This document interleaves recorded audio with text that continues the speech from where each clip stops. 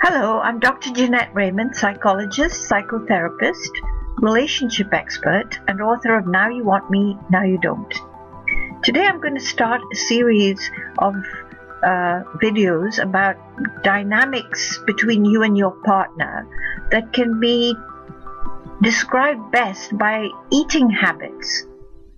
And today it's going to be about you giving, rescheduling, compromising, doing everything you can to please your partner. But what do you get in return? It's never enough. The next thing.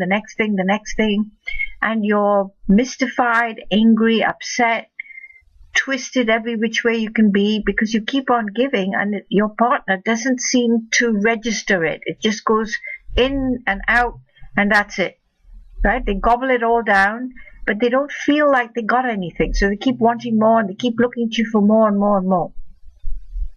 So I want you to think about little ones or your pets.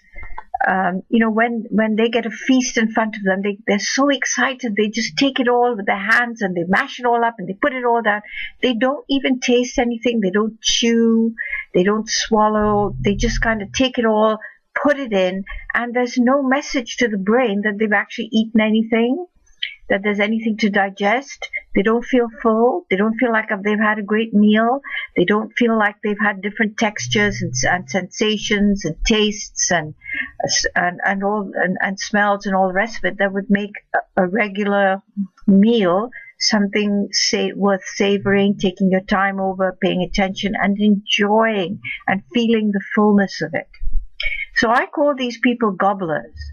And gobblers get attracted to people like you who might be, the wishing well that keeps on giving and feeling exhausted, and then you have nothing left, and your partner then berates you for becoming dry, and you feel like they're witches that are coming clawing at you, and they never have enough. So let me give you an example of a couple like this.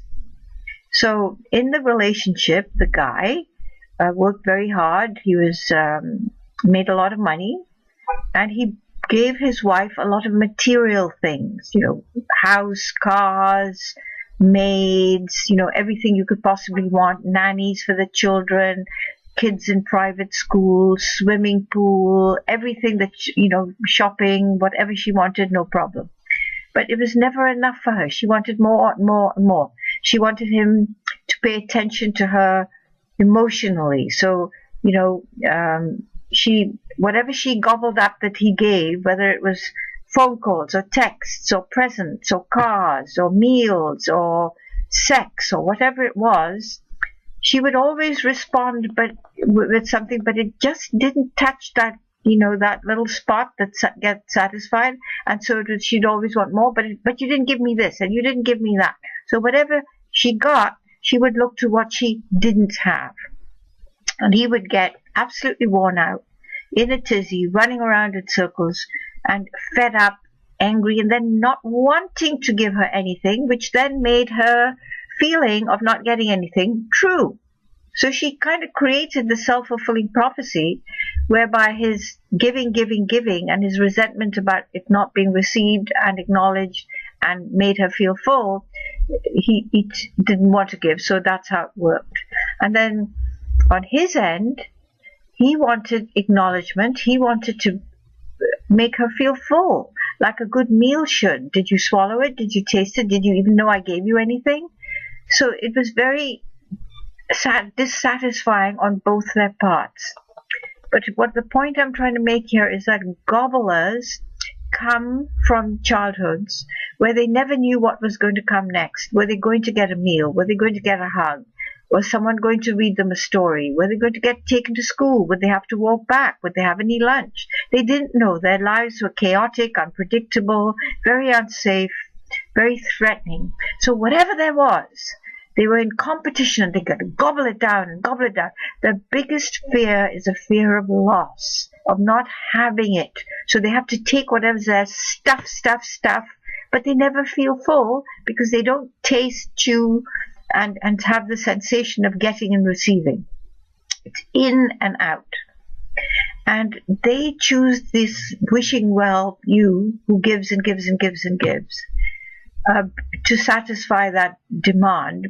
And it works really well until that point where both of the couple are resentful, aggravated, mean, and competitive and clawing at each other. Now, the person who gives and gives and gives and gives, you're this unending well.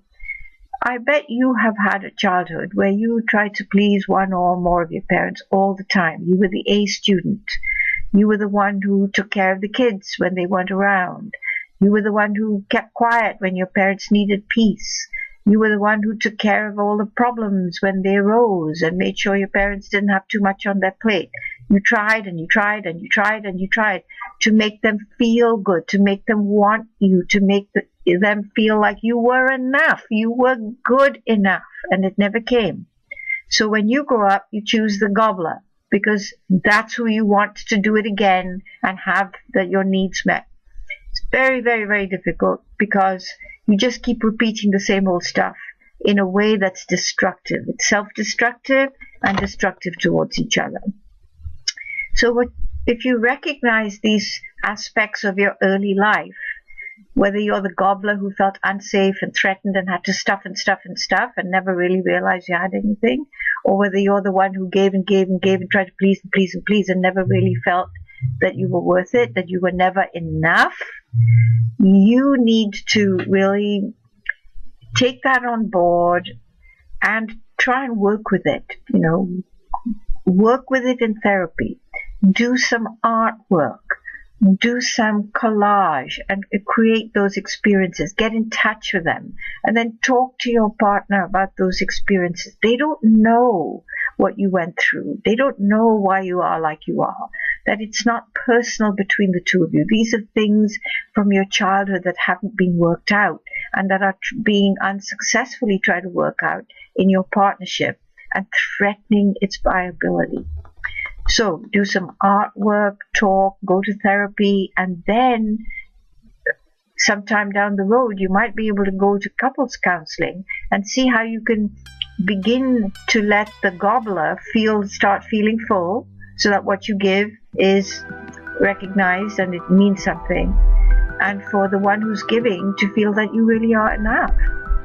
And I look forward to hearing your comments, your experiences, your questions below. And in a short while, I'll be doing part 2. So look forward to hearing from you.